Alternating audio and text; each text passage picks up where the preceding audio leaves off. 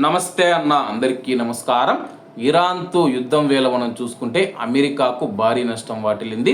వివరాల్లోకి వెళితే అమెరికాతో యుద్ధం నేపథ్యంలో ఇరాన్ జరిపిన దాడులతో కువైట్ మరియు గల్ఫ్ దేశాలలోని అమెరికా సైనిక స్థావరాలకు ఊహించిన దానికంటే ఎక్కువ నష్టం వాటిల్లినట్లు తెలుస్తూ ఉంది.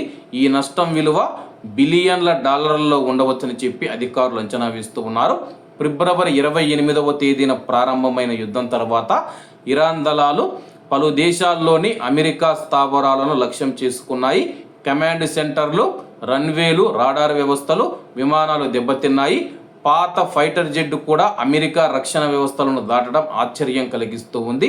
జరిగిన నష్టం పైన పూర్తి సమాచారం ఇవ్వడానికి రక్షణ శాఖ నిరాకరిస్తూ ఉంది. దీనిపైన రాజకీయ వర్గాలలో అసంతృప్తి వ్యక్తమవుతూ ఉంది. భారీ బడ్జెట్ కోరుతూ ఉన్న సమయంలో వివరాలు దాచడం సరైంది కాదని చెప్పి విమర్శలు వినిపిస్తూ ఉన్నాయి. ప్రస్తుతం కువైట్ మరియు గల్ఫ్ దేశాలు మనం చూసుకుంటే కానీ అమెరికాకు పెట్టిన కోటనమాట. అంటే పశ్చిమాసియా పైన అమెరికాకు అంత పట్టు ఉంది.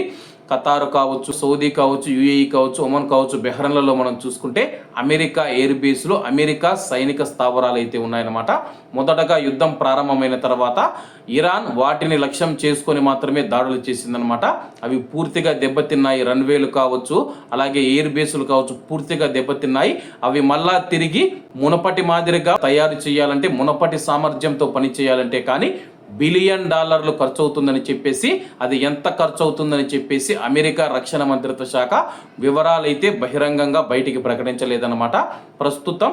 అలాగే మరోవైపు కువైట్ మరియు గల్ఫ్ దేశాలు మనం చూసుకుంటే మా దేశాలలో అమెరికా స్థావరాలు తీసివేయాలని చెప్పి కోరుతూ ఉన్నాయి. అందులో ముందుగా యుఏఈ, సౌదీ అరేబియాలు ఉన్నాయన్నమాట. మరి ఏం జరుగుతుందో వేచి చూడాల్సి ఉంది. కాబట్టి అందరూ బాగుండాలి, అందులో మనం ఉండాలి. అందరికీ నమస్తే అన్న, జై హింద్.